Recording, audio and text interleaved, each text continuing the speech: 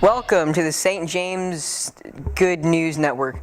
We have several reporters on the scene covering the life of Jesus. Let's first go to Chris, who is with the prophet Isaiah. I'm here with the prophet Isaiah. Pleasure to be here with you. Isaiah, what will it be like when Jesus comes? When Jesus comes, we will have more mercy and forgiveness than ever before. What will we call Jesus? Wonderful Counselor, Mighty God, Prince of Peace. Wow! How long will he be the Prince of Peace? He will rule with fairness and justice from the throne of his ancestor David for all eternity. Eternity is a mighty long time. Isaiah, if you could ask Jesus anything right now, what would you say? How can we be saved, Lord? You are our Savior and the Son of God. Thank you, Chris. It just so happens that we do not have to wait that long for Jesus to come.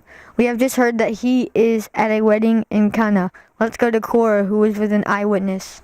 We are at the wedding in Cana. Ma'am, tell me what you saw. It was at the reception after the wedding, and everyone was there. Who was there? Jesus was there with his disciples. Was everyone having a good time? They were having a great time until they ran out of wine. What did Jesus do then? He told the servants to fill the jars with water. Just water? It was water. But Jesus told the servants to dip from the jars, and what they took back to the reception was now wine. It was a miracle.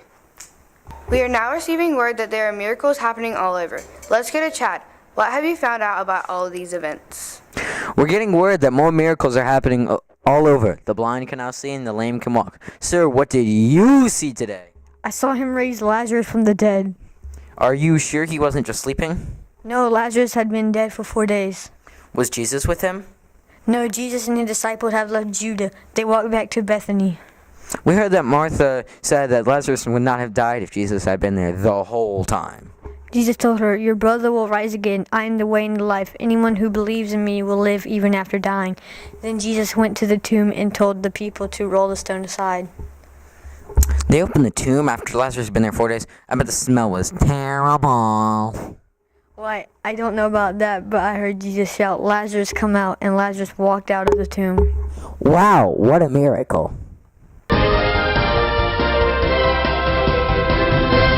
Breaking news. Jesus was just sentenced to death. This is terrible. Josh is on a scene with the Roman centurion who saw everything.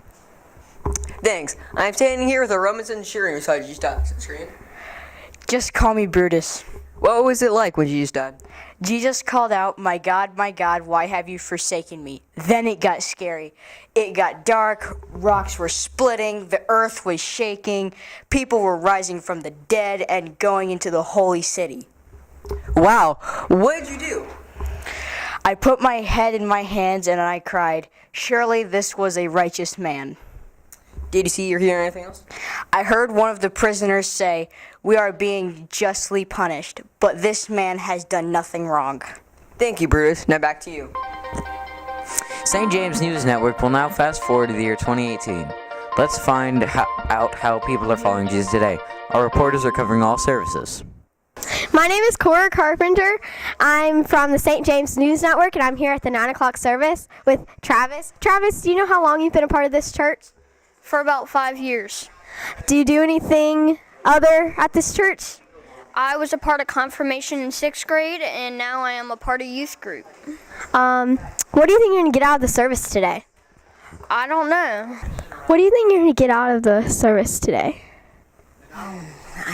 I know that I'm going to hear some wonderful music, and the kids will get to go to children's church and Sunday school, and I'll hear some good preaching, and I always get something wonderful out of the services every week.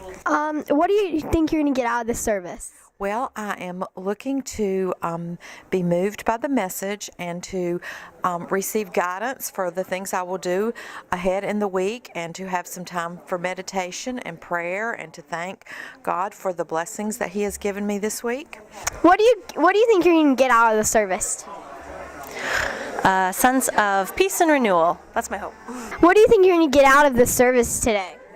Well, I think today we're using it as part of our preparation for Easter, so we're looking forward to the preparation part. I hope that I get inspired and calmed at the same time. And some good music.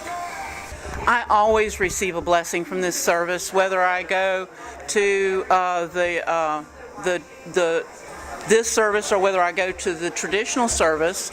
I always receive a blessing, and it's not necessarily the one I'm looking for. This is something that's very important to us. We love the hymns. We feel like we get a lot from the hymns.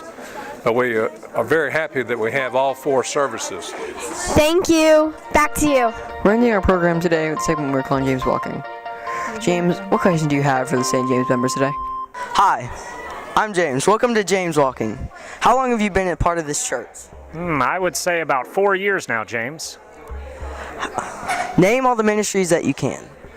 All the ministries here at the church? Boy, I don't know many of the ministries here. I would have to say tonight would be one ministry. I would say, let's see, we've got youth ministry here at the church. We've got the Jamaican mission team. We've got the Guatemala mission team. We've got the Spring Fling event that's coming up in just a few weeks. Hi, my name is James. Welcome to James Walking. How long have you been a part of this church? About 18 years. That's a good distance. So would you say you know a lot about the ministries? I think so. Okay, can you name as many as you know?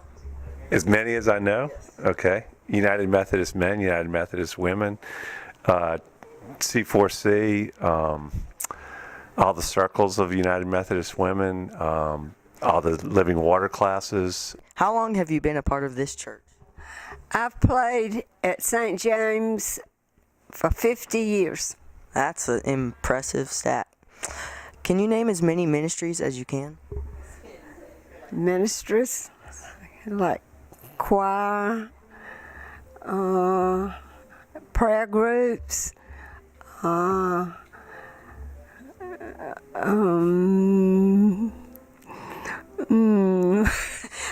sit at the organ and piano so much I can't get into that. I hardly know what the others do. United Methodist Men.